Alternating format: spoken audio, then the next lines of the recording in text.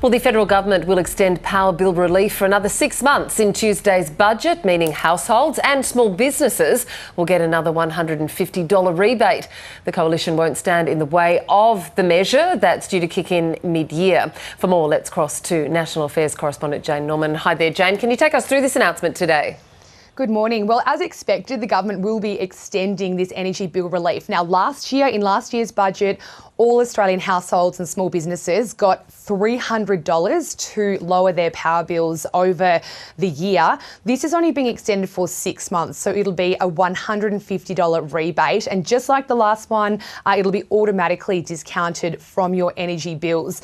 Now, clearly, it's a cost of living measure. The Treasurer, Jim Chalmers, in an interview with the ABC this morning, said that he knows cost of living is still front of mind for voters, so therefore it'll be front of mind for the budget.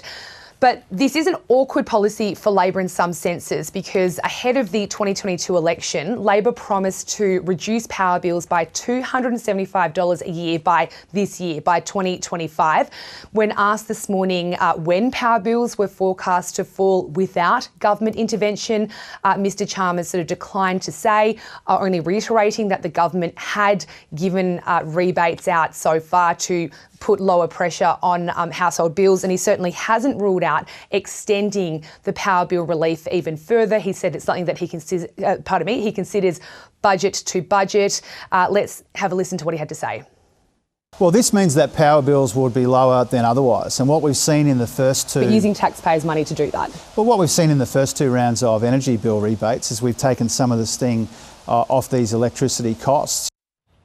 Now, Jane, we know that the coalition is backing this plan, but this morning Shadow Treasurer Angus Taylor, speaking earlier, was reluctant to spell out key details about his party's energy policy.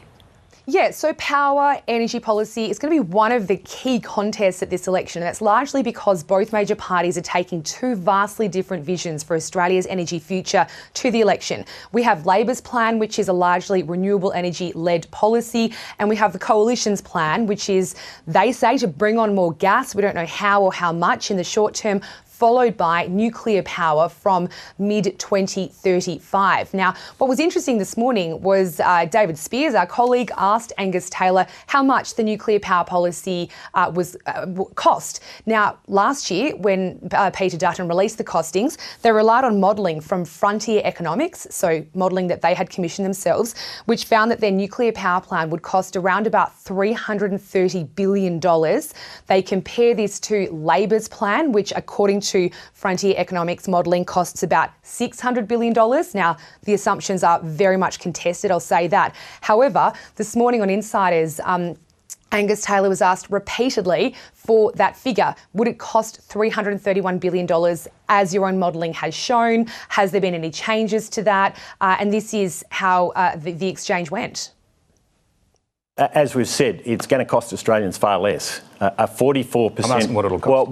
But what ultimately matters is what Australians are going to pay. Do you know? I mean, in energy, well, I do know. It's 44% reduction. No, the cost. Well, that's the cost.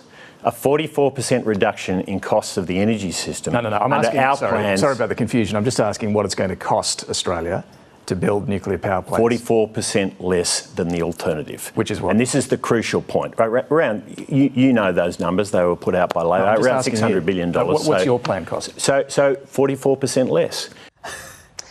And there you have it, the exchange between ABC's David Spears and Shadow Treasurer Angus Taylor this morning, who was declining to use even the Coalition's own figures for the cost of the nuclear plan. And I guess why this is important for voters is because after the budget's handed down on Tuesday, the Prime Minister is expected to call the election. The election will be held on either May 3 or May 10. The Coalition still hasn't released the details of many of its policies, but even when it has released the details, like we saw today, Angus Taylor wasn't sort of, backing in those figures. So there's still lots of questions for the Coalition to answer as we head into the election campaign. Yeah, which is going to be a very interesting one once it's announced. Jane Norman, thank you.